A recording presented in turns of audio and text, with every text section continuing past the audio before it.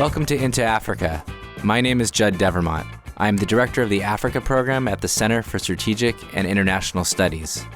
I was the National Intelligence Officer for Africa and worked at the National Security Council.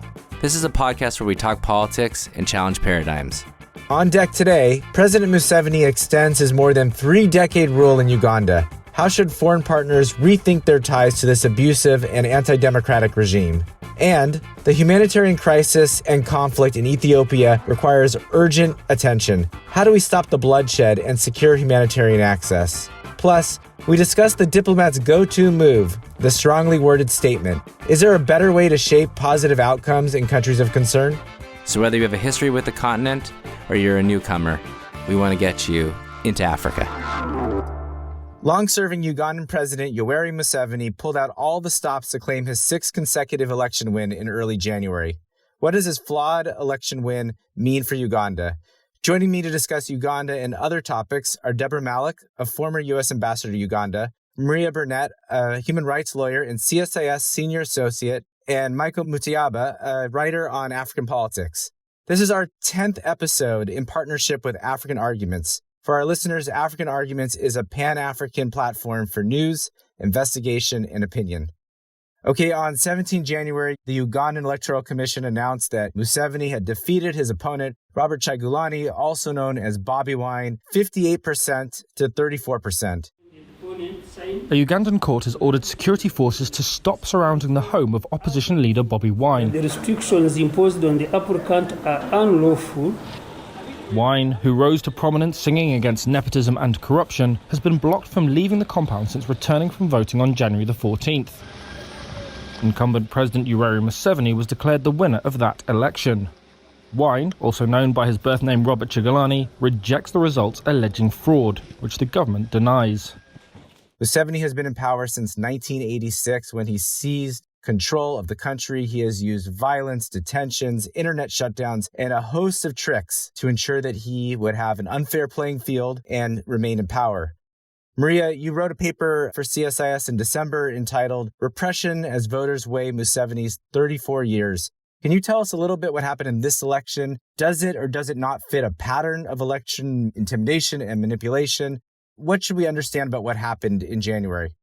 Thank you so much, Judd. I think there's absolutely no doubt that what we saw over the last several months in Uganda has fit a pattern, only with more ferocity than maybe some past elections in Uganda. But the partisan law enforcement, the brutality, the use of violence, the intimidation of voters, the opposition's lack of fair access to the media, the president's ability to use state institutions, state agencies to control, for example, an outsized portion of media time, to campaign throughout the country and face no restrictions while the opposition was facing really merciless repression, arrest, and detention under the guise of COVID restrictions. And certainly that's an important factor.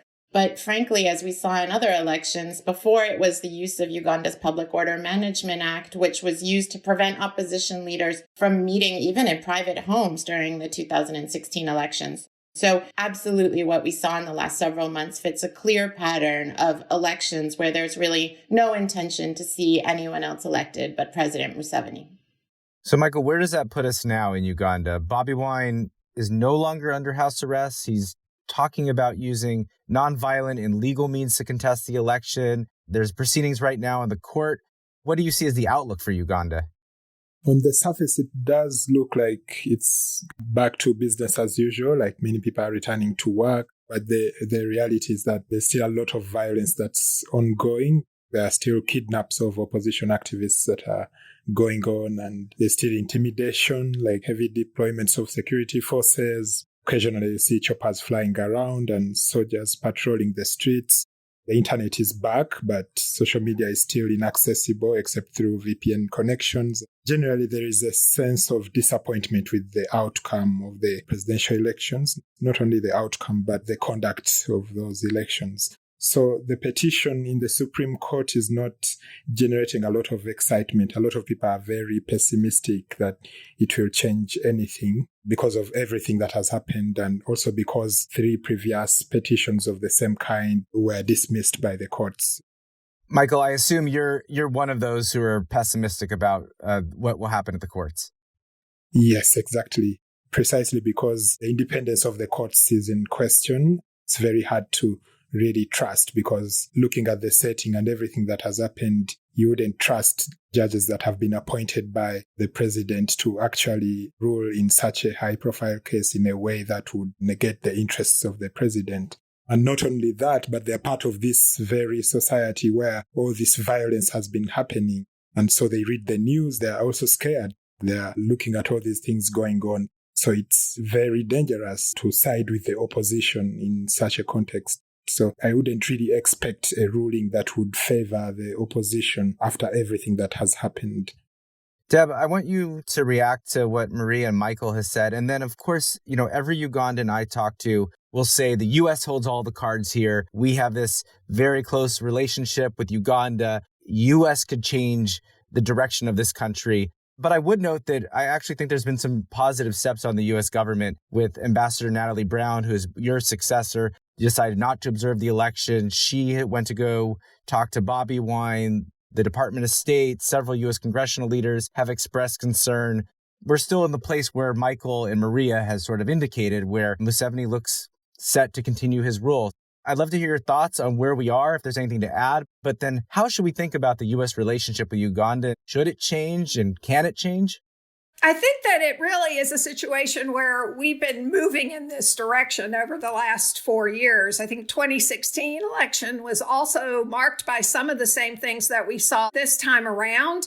But, it's very hard to start to recalibrate a relationship without the support of Washington. And given everything that has happened over the last 4 years related to the last administration, it has made it much more difficult to take a real serious look at what's happening in Uganda. We have a long partnership with the country, and certainly the U.S. is a big actor and an important player on the scene. But we have to also push some of this back onto the Ugandans themselves. We have to work together to try to figure out what the best way forward is. I do hope that we will start to see more use of things like sanctions, targeted, and also much stronger messaging about how our relationship can't really be business as usual at this point. We do have some standing with the Ugandan people in terms of what we say and do related to the government. But the reality is that a lot of that assistance doesn't go directly to the government. It works through other partners. And so simply by removing that doesn't necessarily mean that Museveni will change behavior or the party will change the way it acts. Uganda is located in a very tough neighborhood. And so even though Museveni and his regime have been implicated in making some of the situations in neighboring countries worse in some cases, they are relatively stable compared to other places. And so it becomes a real dilemma for governments for us to figure out how you balance those two pieces. But simply standing up and saying we have to have regime change is also going to create a dynamic that makes it very difficult for our embassy, for our mission in Uganda to accomplish the things that we need to accomplish. Symmetry of messaging, not just from folks on the ground like the ambassador, has to also be echoed by serious effort in Washington to make those adjustments. Thanks, Deb. Let me see what Maria and Michael think. Maria, listening to Deb's comments, how do we recalibrate? How far do you think we need to go here? I think it's high time for some very significant recalibration, and I would argue it needs to happen at the highest levels of the U.S. government. I think Uganda is really the first big test for democracy, specifically in Africa. There are many other challenges across the continent, and there are many other places that warrant significant attention, including Ethiopia and the tragic humanitarian situation there. But Uganda has been an ally to the United States for a very long time, and part of why refiguring the relationship is difficult is because several U.S. administrations have not done enough, in my opinion, to address the ongoing rights abuses and the significant democratic decline. This did not just happen, since President Trump was elected into office. It didn't start happening under the watch of President Obama. There has really been a very clear pattern that President Museveni was taking very calculated steps to ensure that he and his inner circle would remain in power and reap the benefits of that power by making military allegiances that would serve him in good standing and make it very difficult for Western allies to uncouple that relationship. At the same time, that military has been, to a great extent, a very significant factor in undermining democracy at home. I know the arguments around this is a country that is stable in a difficult region, but that stability has come down the barrel of a gun for many years. We see countless times, condemnatory statements issued by the State Department. At the same time, parts of the U.S. military are congratulating the Ugandan military for close working relationships. At times, even specific Ugandan commanders that have been, up for consideration for sanctions. That kind of diplomatic doublespeak must end. Well, we're going to get right into diplomatic doublespeak at the end of our episode today, but I want to pull on something that you said, Maria, which I think is important for our listeners, that President Biden has not talked about just reversing the last 4 years under President Trump. I mean, he's made the statement a couple of times about focusing on the challenges of today and tomorrow. And what I hear from him is that we are going to rethink the way we've done our partnerships more broadly, over multiple administrations. I agree with you. This is almost the perfect case study to think about that challenge of the trade-offs between security and democracy and governance. Is it a trade-off? I think that's another question. But we'll see in the coming days and weeks, how the administration positions themselves. Michael, any last thoughts on this before we move to the next section? Yes, I totally agree with Maria that I think there is a sort of false opposition that's informing a lot of the donor countries' relations with Uganda. The idea that in as much as Museveni's government is not democratic, at least it's guaranteeing stability. And I think that this kind of logic is failing to appreciate the fact that Museveni's authoritarianism is actually laying the groundwork for future instability. So it's so much focused on the short term, the kind of stability that we are seeing right now. But it doesn't look at the ways in which actually the ongoing violence and authoritarianism and personalization of power is actually providing all the ingredients that would lead to even much worse chaos, not only in Uganda, but the East African region. Thanks, Michael. Let's move to the next section.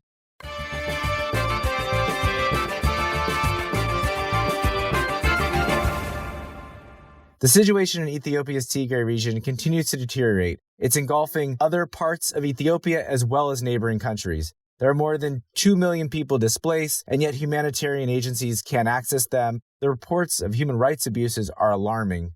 The Ethiopian Red Cross has warned that 80% of the country's conflict-hit Tigray region is completely cut off from humanitarian aid. The Red Cross estimates that around 3.8 million of the roughly 6 million people there urgently need assistance. Without urgent action, tens of thousands of people could starve to death. It comes 3 months after Prime Minister Abiy Ahmed sent the army to topple the region's former ruling party, the Tigray People's Liberation Front. Deb, you served as Deputy Chief of Mission, the number 2 in our embassy in Ethiopia in the late 2000s. Then you were the Director for East African Affairs at the State Department. That's where you and I first met. I know that both of us continue to follow Ethiopia closely. And I wanted to get your opinion about how do we get humanitarian access reopened? How do we de-escalate the fighting on the border with Sudan? How do we press the Eritrean troops to depart? Wow, I'm giving you a lot. But, what is your thoughts as someone who has been a diplomat for a very long time and really knows this region quite well?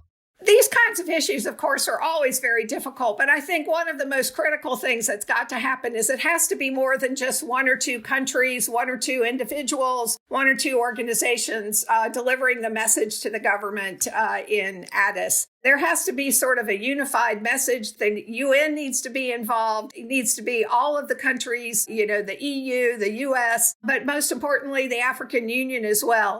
And this is where you get into such difficulties with, conflicts, the reluctance sometimes of heads of state or even of the African Union itself to pronounce itself or put pressure on governments or bad actors, if you will, who are driving conflict in the region. We've seen improvement and change in that regard, but I think there has to be sort of a clear, hopefully coming out of the AU summit as it starts up, that there will be a clear message to Abiy that he needs to first of all, cease and desist and really actually open up those humanitarian corridors. I mean, ultimately, that pressure is what is going to get you to that point. Eritrea is a tougher nut to crack. Working with that government is always a challenge. But again, I think this sort of the sheer developing a coalition of voices, if you will, that can ratchet up the pressure on both sides. First, for the Eritreans to leave, but also for the government in Addis to open up those humanitarian corridors. It's been unfortunate to watch what's been happening, not just with Tigray, but in Ethiopia over the last couple of years. But, so much promise when the prime minister came in. But look, there are a lot of repressed issues that weren't addressed over the course of many, many years in Ethiopia that are now starting to come to the surface. And I would just say, sort of thinking forward, tying this back to our last subject on Uganda, I mean, this is exactly what you want to avoid, is having a situation where a transition or some change comes along without doing it in a managed way. Because then the fissures and the cracks and the problems that have existed and were never addressed bubble to the surface. I 100% agree with both your analysis, and the policy prescription. It seems to me this has been a lot of démarche by pinprick, right? Each country has sort of on their own made their points to the prime minister and the government, the TPLF, whomever it is, and we haven't had that collective voice. And that's really critical. So yes, hopefully at the AU, but also right now at the Security Council, the UK has the presidency. The US will have the presidency in March. I mean, we could really underwrite and convene a global consensus on this. It doesn't matter what country you are, whether you're China, Russia, the African members on the Security Council right now, we can all agree that humanitarian access has to be opened up. Like, that shouldn't be under debate. And we need to do it with a deafening voice to make our impact. One of the challenges in Ethiopia, but this isn't Ethiopia specific, is just how polarized and polarizing this space is. We just had an event with Congressman Greg Meeks, who's the chairman of the Foreign Affairs Committee, and we invited a journalist, Sedalia Lema, to join us. And it was just mayhem on social media with people on all sides upset about who we picked and the conversation. And it just reminds me, just like the U.S. in this conflict, everyone has their own set of facts and their own opinions, and it's becoming very difficult to sort of break through that. But Maria, I wanted to bring you in because you've been looking at these issues for a very long time when you were at Human Rights Watch. You know how to work in situations where people have experienced significant trauma and tragedy, and where both sides, opposing sides, have very strong opinions about what has happened, who is to blame, and how do we move forward. So maybe you can help us think through navigating this space and working towards constructive solutions. Yeah, it's a very complicated issue, and I think it's the layers of truth that become the challenge. I would argue, first of all, another point about the Ethiopia situation is that there hasn't been internet access in these areas. And so beyond the humanitarian access, just the internet access means that this is a space in which misinformation can breed. And to some extent, it feels almost intentional that misinformation is supposed to breed so as to create more confusion. And I think that that's something that has to be addressed. In looking as well at the U.S. situation, as you mentioned, people talked about, the need for forensic truth, emotional truth, social truth. These are layers that as communities and as cultures, we have to be willing to unpack. And it's why, as a human rights lawyer, I would argue that justice cannot be forsaken for conversations of short-term stability because these cycles of violence repeat themselves. Ultimately, I think it's very, very important for international actors to participate in fact-finding, to come in without all of the challenges of being a resident of a country and look and establish some basic facts, but then there also has to be reconciliation mechanism and justice mechanisms for abuses that take place. We can't simply wash the slate clean and move forward. And it's why it's also important for the U.S. to do its own work in this regard and to reflect on its own lack of accountability for past abuses. Unless the U.S. is willing to open up to fact-finding from UN actors in various incidents, it's obviously very easy for other countries to point out that UN fact-finding mechanisms are only used against weaker countries. And Maria, this shouldn't be done in sequence, right? We don't get humanitarian access and then we start figuring out, whether there's been abuses, right? I mean, there could be a shift in emphasis, and maybe Deb, you have thoughts too, but I think people are trying to figure out, what are the steps? And I want to make sure to hear from the both of you about how to do this in an integrated way where we're addressing some of the biggest issues, but not leaving this in the back burner for some future time when people feel it's safe to have these conversations. I don't think there is ever a future time when it's safe. It's always going to be difficult. There's always risk of reprisals. And I think the justice questions have to be fully integrated into the discussions and the mental health questions, right? These are situations that create profound mental trauma for countries. Deb? I would agree completely. You know, the importance of having that independent angle on the investigation is really critical. Obviously, you have to get a ceasefire. You have to be able to get access to begin to actually have any kind of investigation. But it's absolutely important that it not be focused only on trying to identify who did what to whom, but also to create mechanisms whereby those communities that have been fractured and impacted by this trauma start to have a way to understand how they're going to move towards reconciliation. Because if you ignore that, I mean, so often we focus on cessation of hostilities, ending the conflict in the sense of the hot war, and there's less attention paid to the trauma and the impact and the underlying reasons why there are so many fractures in the community as a result of the violence. You know, I was in Liberia, so I mean, it's the same kind of thing where you have to have clear mechanisms for reconciliation that over time will help individuals and communities heal. And starting as soon as possible after you get that sort of cessation of active hostilities is absolutely critical to give it the chance of success that it needs. That's really well said. Thank you, Deb.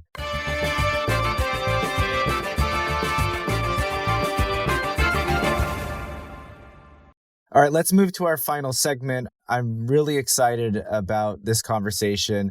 Michael, you wrote a phenomenal piece in African Arguments entitled Uganda, How Donors Can Go Beyond Strongly Worded Statements. And so let's start with what's the problem with the strongly worded statement? What do you recommend Uganda or any countries really, foreign partners should be doing to stop cycles of violence and election manipulation? The problem with strongly worded statements is precisely that they have rarely translated into concrete actions. They have rarely gone beyond rhetoric. They have remained largely on paper as mere statements. And so we need to see a translation of these legal proclamations, all these warnings about consequences into concrete actions that can hold the regime accountable. We haven't seen that yet. The reason why donors have adopted that approach is that they have assumed a kind of democratic government that would respond to the kind of warnings they are issuing. But we are dealing with a fundamentally military regime, an autocratic regime, whose logic is very, very different and which is not responding to these things because it does not believe in the kind of values they represent. So I think that there's need to rethink the ways in which donors are looking at the Ugandan government and then to actually translate these warnings about consequences into actual measures. But there's also need to look beyond the images that have been crafted by the government. It has presented itself to the international community as the host to refugees in the region, as the beacon of economic progress, as the guarantor of stability. But a lot of these are profoundly exaggerated, and we need to be able to look beyond these images and to see the reality for what it is and to consider the long-term risk posed by the current system to the long-term stability of the country and the region. So, Deb, you've probably spent your whole career issuing strongly worded statements, but I know you've done a lot more than that. Let me just give you a little praise. You're one of the most thoughtful diplomats I know when it comes to precision of action. And when you and I have engaged, we've often argued about outcomes versus symbolism, where I was on the symbolism side and you were on the outcome side. Did you think about what Michael is saying, his piece, and how do we think about U.S. responses in a way that addresses these really worrisome developments? Well, first, I want to say, Michael, I really enjoyed reading your piece. As I was reading it when it first came out, I found myself nodding as I read through. And, you made all the right points. And I guess not to blow my own horn, but to state, I think these are all things that we, certainly while I was ambassador in Uganda, were working to try to do. Because I understand probably better than most that, the value of a statement or the lack thereof. You can certainly find yourself yourself in a situation of, death by 1,000 statements, which really don't lack teeth. And so it shows you may be paying attention, but it really doesn't address the frustrations of people who want to see action. And so I think being more judicious with the statements, but absolutely agree, as Michael said, that we have to move to the point of action. I think that there are a lot of us who understand the dynamic that's at play in Uganda, what the NRM actually represents, what and who Museveni actually is. Now, sometimes statements are great. Sometimes behind the scenes, quiet diplomacy or pressure that may not be apparent to others is actually useful as well to accomplish short-term goals. But I think it really is about looking at this strategically. What's the longer-term impact of allowing the situation in Uganda to continue to churn? It's great to see these strongly worded statements that we've gotten in the last few months about what's happened in Uganda. But unless it comes to making hard choices and making decisions, we tried to initiate in 2016 a review of our assistance to Uganda to look see what we might do. But, unfortunately, timing with transition and other things, our own transition at the time sort of put that on the back burner despite efforts to do otherwise. I think now we have an opportunity to look seriously at how we put teeth into those statements because, one thing Museveni knows after his many years in power is how to manage the international community, how to manage the Americans. Again, just let me finish by where I started and say, Michael, thank you for your thoughtful piece. We have to look beyond individuals, beyond the short term and beyond rhetoric. And if we can do that in a strategic and thoughtful way, we can help the Ugandans bring about the change that they are seeking. So, Maria, let's talk a little bit about hard decisions. Let's talk a little about putting some teeth into these statements. What, in your view, are the steps that donors should take to affect change in Uganda? And maybe we waited too long to get to this part of the conversation. What kind of change are we even talking about here? I think that's one of the challenges is that it's not very precise about what we're trying to achieve here, how far we're really advocating to go. What are your thoughts? I think the challenge of the strongly worded statement is that it needs to be backed up each time with a plan of action and also a plan for momentum. I think where Museveni is a master is of narrative control. And because he has been in power for so many years, he is able to kind of outplay, outwit, and outlast diplomatic engagement on any given specific crisis over time. So there are diplomatic démarches that are very strong, they're carefully worded, they come up, but a year later, 2 years later, when there has been no movement on that issue, it drops to the bottom of the priority list and we see no action. And that's what needs to change. I think sanctions is one tool, not only to sanction specific individuals, but also to show that there are consequences for human rights abuse and that the United States will not work with specific individuals. And we have that a bit through Leahy vetting, but Leahy vetting is not always as well done as we would all hope. And it sometimes has some workarounds. And I think Global Magnitsky is a different tool and an important one now. The United States has never actually issued GLOMAG sanctions against a Ugandan military commander while he was in power.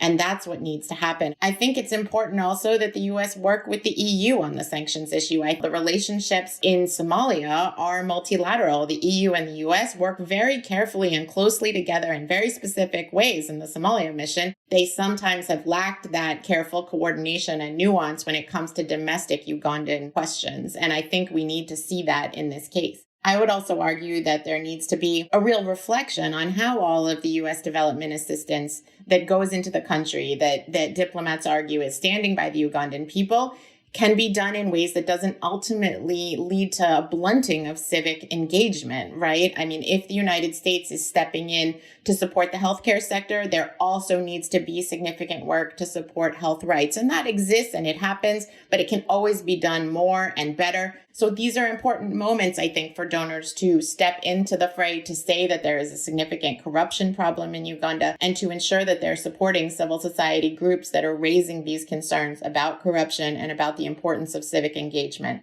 I think the question is really for Washington is there the diplomatic bandwidth to commit to this very difficult and thorny issue that will require a tremendous amount of interagency coordination and a tremendous amount of persistence and momentum over time. This is not going to be a few months of work by the agencies involved, and whoever is carrying it out in Uganda and in dialogue with Museveni is going to be an expert in Ugandan history, well-versed in President Museveni's playbook over time, and be able to stay committed to this issue over time. And I think we haven't seen that level and intensity over time with interagency support backing it up. I think you really covered the waterfront, Maria. I think those are excellent points, both about what we need to do, but about being honest about our capacity and the commitments that we have to make if we want to see them through. Michael, I'm going to give you the final word. Anything that we need to add to this conversation that you want to share in terms of your recommendations or just reactions to what Deb and Maria have said? I think we've said pretty much everything, but the point I wanted to underscore was the issue of long-term thinking that I was explaining more in the article, but I didn't have enough space. I think that there's still a lot of focus on the recent events, the just concluded elections, but the kind of violence and authoritarianism we are talking about has been happening for the past 35 years. And at the moment, what we see is growing discontent in the population and growing repression from the government. And these two trends are likely to continue for the next years until probably 2026 and beyond. So whatever kind of action needs to be taken urgently. And I think that it's important to look beyond just this election and beyond even Bobi Wine to look at this long-running popular struggle for change and how it can be helped and how donors can partner with the Ugandan people to bring about change. I think that's exactly the right framing. Thank you, Michael. Thank you, Maria. Thank you, Deb. We will see everyone in 2 weeks.